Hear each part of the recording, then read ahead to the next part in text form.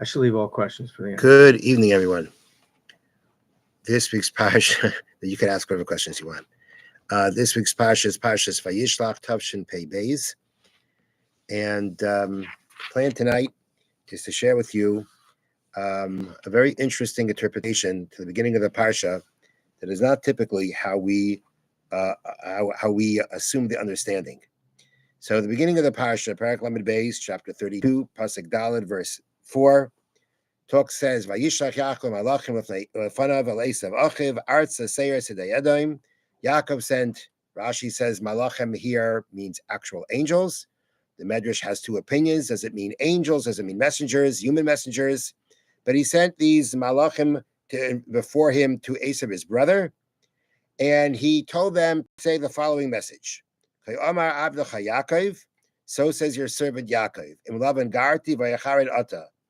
I have been living with Lavan, and that's where I have been until now.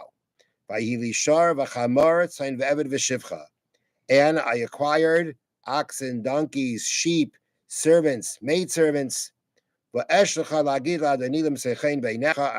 am sending to let my master know to find favor in your eyes.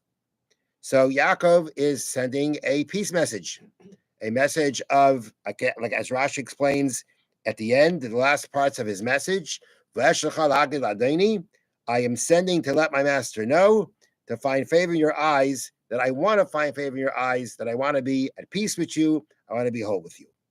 Okay, now, the next pasuk reads, Vayeshuva malachim al Yaakov lemar, the messengers returned to Yaakov saying, Banu el achicha el Esav, we have come to your brother to Esav, and he's coming to greet you, and 400 men with him. Okay, so they come back saying, we came to your brother Esav, and he's coming to greet you 400 men. What is exactly the meaning behind that message?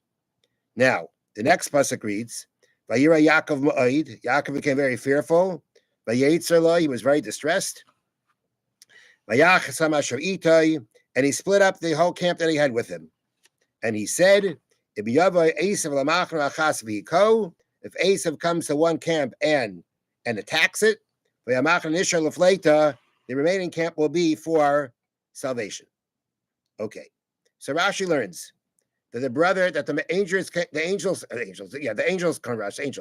angels came back and said, we came to your brother Esav. So Rashi explains, we came to your brother. You called him your brother, but he's just plain old Esav. He's out to get you. That's what Rashi says. You said he's my brother, but he's acting towards you like the wicked Esav. He still hates you. And the 400 men that he's coming to greet you with is an army that's coming to attack you. So according to Rashi, the message that comes back is that Esav is not interested in peace. Esav is interested in war. Yaakov becomes very fearful, and he makes plans. And the first plan that the Torah says he does is he splits up the camp. And he says if Esav wages war against one camp, the other camp will escape, as Rashi says, because I will then make war with him, and that will allow the other camp to escape. So according to Rashi, Esav is immediately showing some very negative, he's in a warlike stance. There is a commentary called Maseh Hashem that was written by a Rishon. I believe his name was Rebbe Tzal Ashkenazi. He was from the era of the Rishonim, and he has a commentary on Chumash, and he has a different approach here. He starts off with explaining what exactly, when Yaakov says to Esav, I was living with Lavan, I've been there until now, and I acquired sheep and animals and servants. What exactly was Yaakov trying to tell him there? Rashi has his interpretation, what the message was. And the Maseh Hashem says that Yaakov's message to Esav was the following. The message is that Yaakov is thinking, what's Esav thinking? What's going through Esav's mind? Yaakov's been away for 20 years. That's how long he's been by Lavan. By the time he left, and Esav knew where he was going, he's been there for 20 years. Why has he been there so long? So Yaakov says to himself that Esav might think that the reason I've been away for so long is either because I'm afraid of him, or because I dislike him, he dislikes me, and that's why I'm staying away. And that is what Yaakov wants to dispel. He wants to dispel that notion.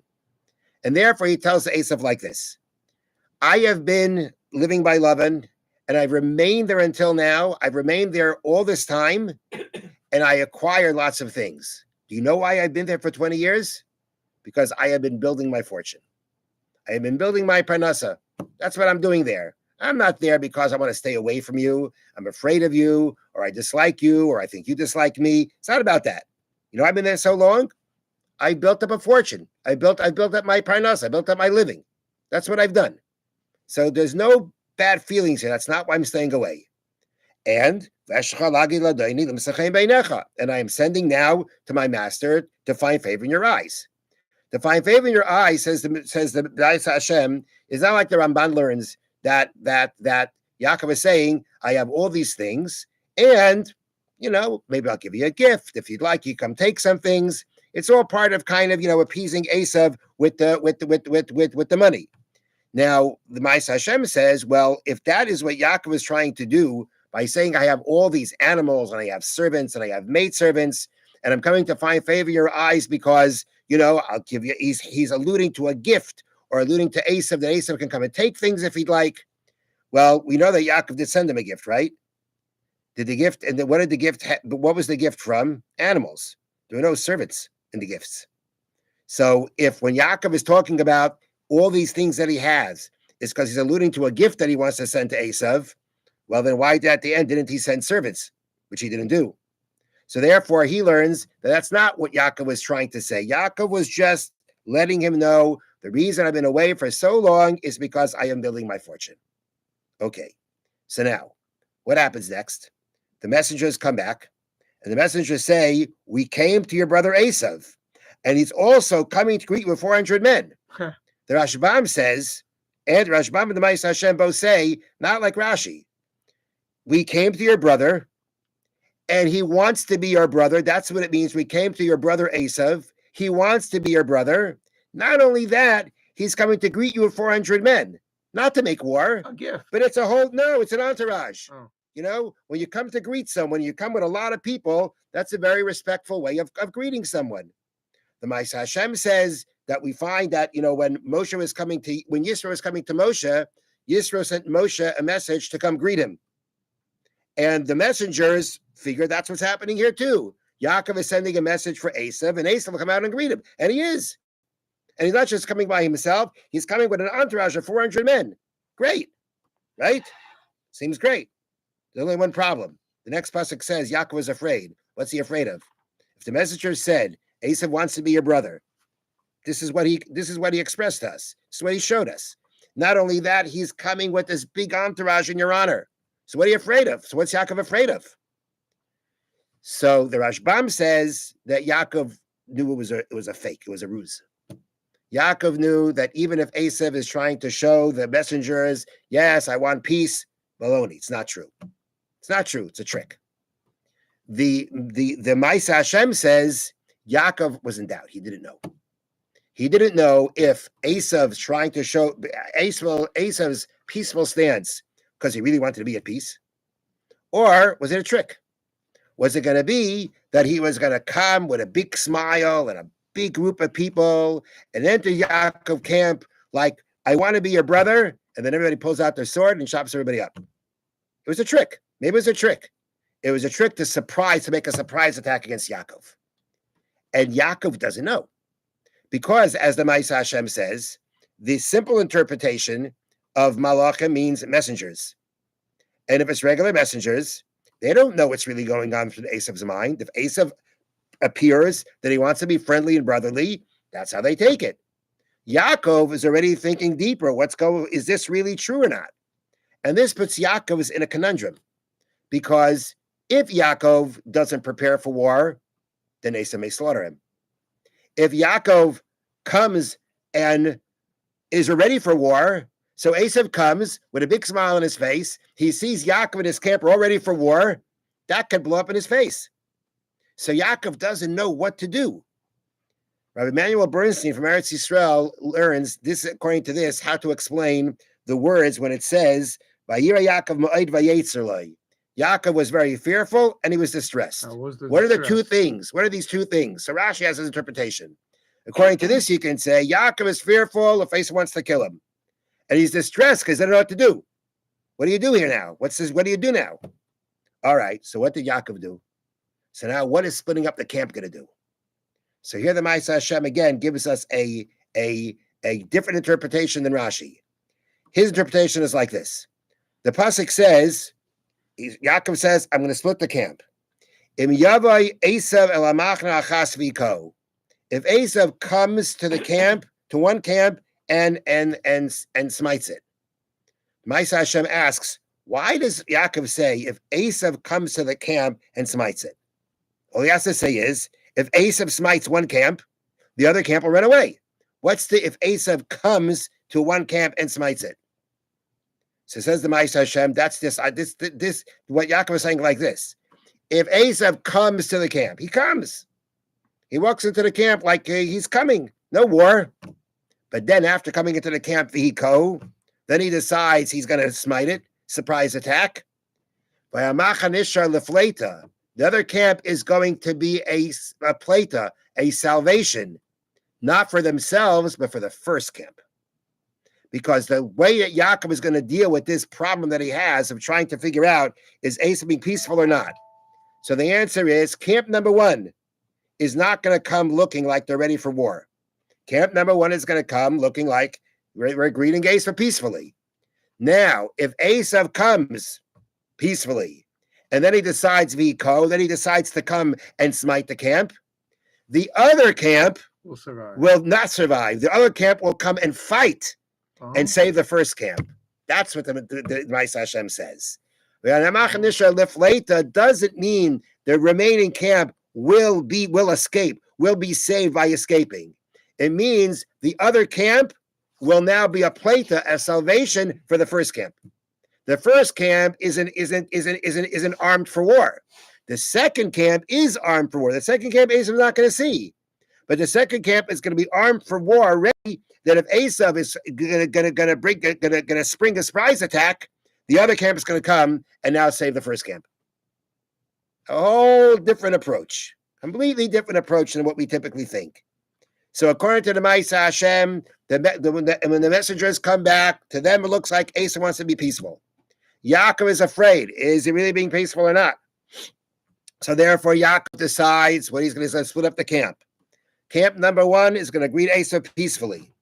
Camp number two is going to be ready that in case Esau is trying to play a trick, and he's going to come in peacefully and then make a surprise attack, the other camp will then come and fight and save the first camp.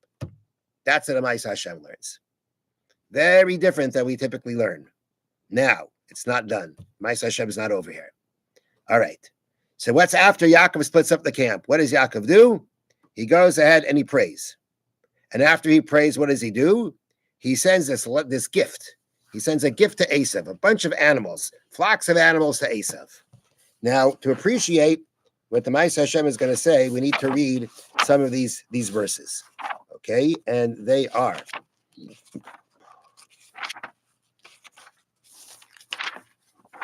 Perek Lamed Beis, chapter 32, and we'll look at starting at Pasuk Yud Daled, verse 14. Perek Lamed Beis, Pasuk Yud Daled, chapter 32, verse 14. Okay, so after praying, Vayolan Shem Balayla Hahu, Yaakov slept over there on that night, or he spent that night there. Vayikach min haba biyadai, and he took from what came to his hand, mincha le'esav achiv, a gift for Esau, his brother. And then it tells us all the gifts, right? All the animals. Izim Masayim, 200 goats. Tiyashim Esrim, 20 male goats. Rechelim Masayim, 200 lambs or females. Ve'elim Esrim, 20 rams, those are males. Gemalim Enikais B'neiam Shloishim, 30 camels that are nursing their children. They're whatever the baby camels are called. Paris Arboyim, 40 female cows. Upara Masara, and 10 bulls. Asainis Esrim, 20 female donkeys. Masara, and 10 males. Okay? That's the gift. Vayitain b'yad avadav, and he gave in the hands of his servants, Eider levadai, each flock separately. Vayemer lavadav, and he said to his servants, Ivru lafanai, go before me, Rebach tasimu ben Eider, and make a space. They make sure there's space between each flock.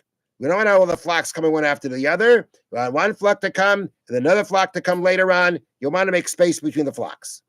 And he commanded the first one, the one in charge of the first flock, saying, Kivgashcha Esav Achi, when you meet my brother Esav, Ushael Chalem, when he asks you, Lemi ata, to whom are you? Va'ana telech, and to where are you going? Lemi elafanecha, and to whom are all these before you?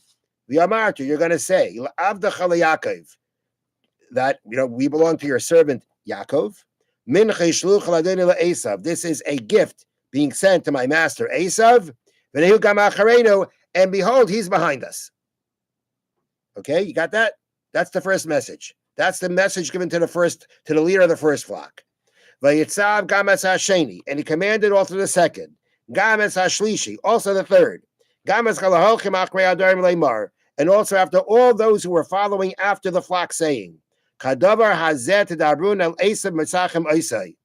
This is what you should say to my brother to Esav when you meet him. V'amartem, you'll say, Gam hinei avdecha Yaakov achareinu, behold, your servant Yaakov is behind us. All right. So according to the way the Psukim are telling us, each group has a leader, and each group who's met by Esav tells Esav, and Yaakov is behind us. So the first flock comes, and they say, Yaakov is behind us. The second flock comes, and again, the leader says to Esav, Yaakov is behind us. And the third, and whatever how many there were. Okay, why is each one telling Esav this? Why can't the first one tell it?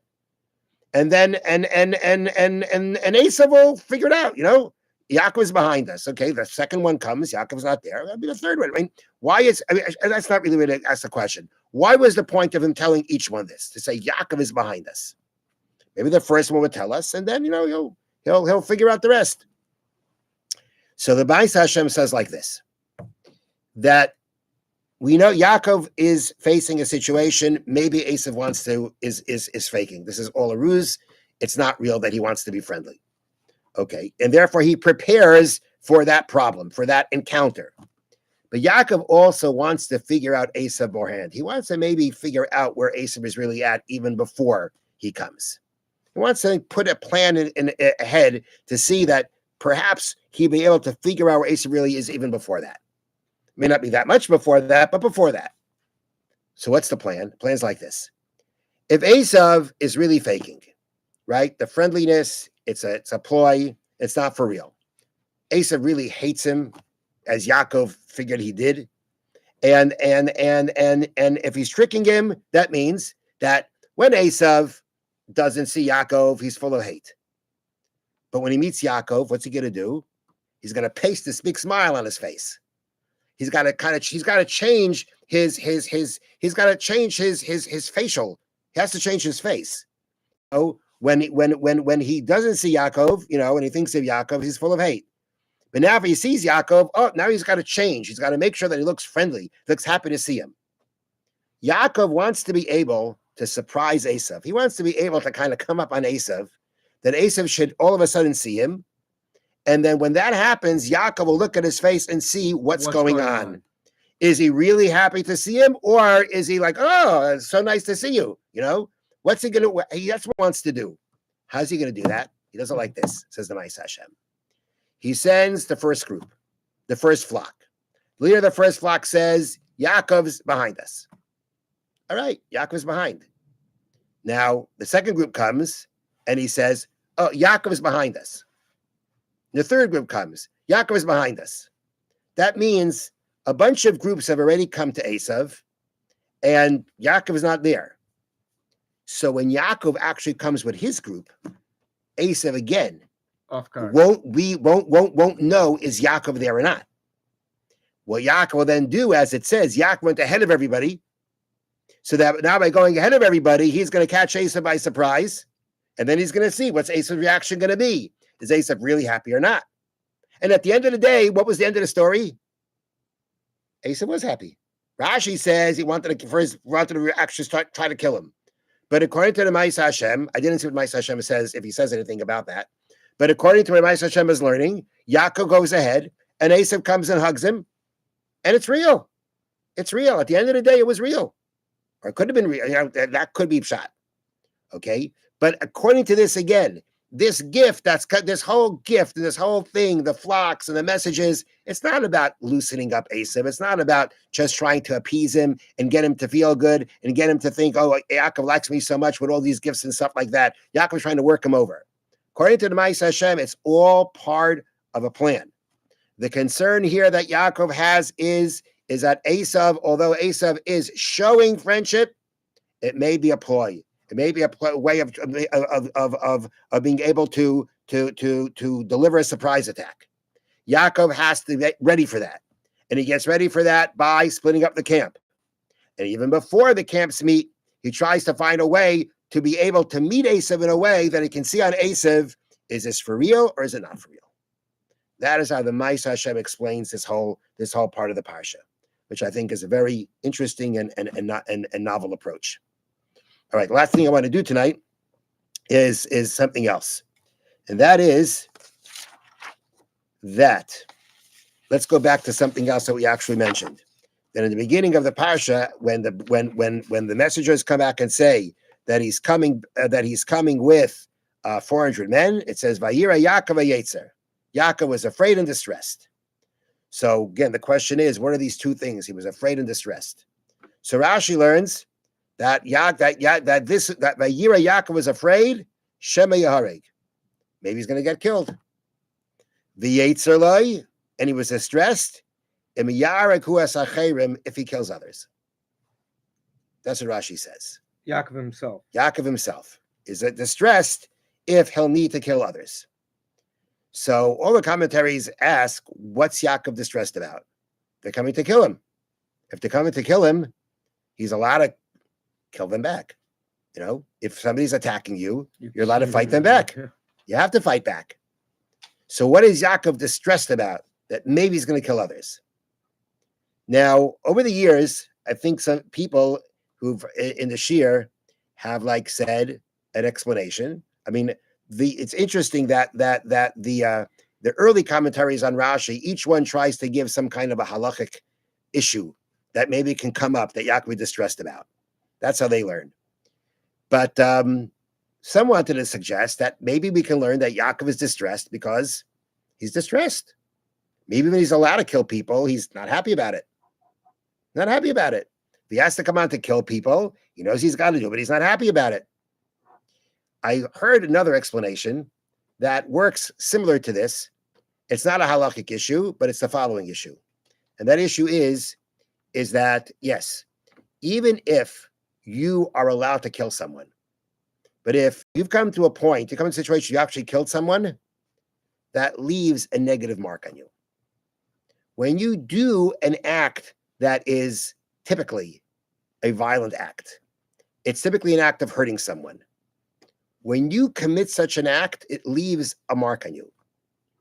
It kind of lowers your regard for human life. Once you've kind of stepped over that line, it makes a difference in the kind of person that you are.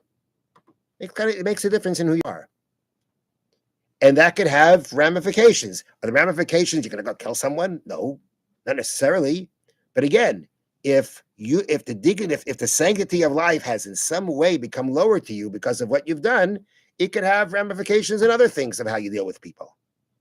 So therefore, when it says that Yaakov was distressed that he's going to have to kill other people, the distress was over the fact that he would leave a certain negative mark on his essence, on who he was. That's what distressed him. How do I understand that? I mean, given that when Sanhedrin has the din to kill over the Avodah Zarah amongst Yidden, they have a haftacha that they're not going to turn into Achzarim. Well, that's interesting because there is such a haftacha. That's correct. That there is such a haftacha. So then why is it Yaakov? So when someone comes to kill you and you must save your life, well, we can't. That's an interesting. Good question. Good question. You have that question of Sanhedrin. You have the same thing some of the commentaries say about Irani Dachas. that the Torah promises that it won't leave a negative mark on you. Torah promises that. Could we make a binyan av? I don't know. It's an interesting point you're making. Why would this be different? I don't know. I mean, it's not the same kind of mitzvah. It's not the same situation, no. It's not the same situation, but it would But make sense that it must be a din that you save are allowed yourself. to do that, right? Save yourself. Right. But no havtacha? I don't know. It's a good question. Huh. Good question. I don't know. Now, once we're on the subject, I'll conclude with a nice little story that I heard that involves my Rosh Hashiva, Reb Shmuel Kamenetsky. He should be well. Right. That there seems to have been that there was, someone who was must have been a student of Reb Shmuel, knew Reb Shmuel, who got involved in a machlekes. He got involved in a quarrel, but he got involved because there was there was basically something going on between two people, and one of the people was being wronged, and he felt he had to get involved to support this person. He felt that he was right for getting involved in this quarrel in order to stand up for the person who was being wronged, which there are situations where that has to happen. And this is what happened with this person. So it was Rosh Hashanah Yom Kippur time, and this person was visiting Reb Shmuel, and he was talking to Reb Shmuel about, what he should work on this year for tshuva. For this year, Rosh Hashanah Yom Kippur. Rosh Hashanah Yom Kippur, you want to do tshuva. What should he work on this year for tshuva?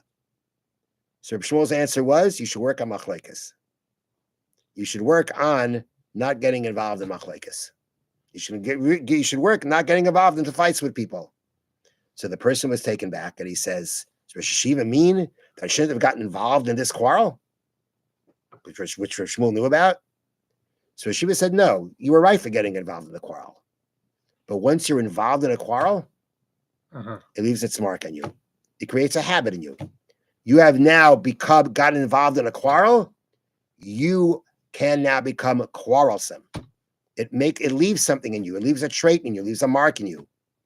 And therefore, you need to work on machlekes and work on not getting into quarrels, not because getting involved in the quarrel was wrong. It was right.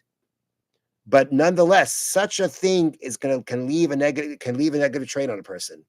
And that's what you need to work on. And that, outside of the question that was asked, is perhaps here what Yaakov was also stressed about. Thank you. Have a wonderful evening. Okay, here's a couple questions.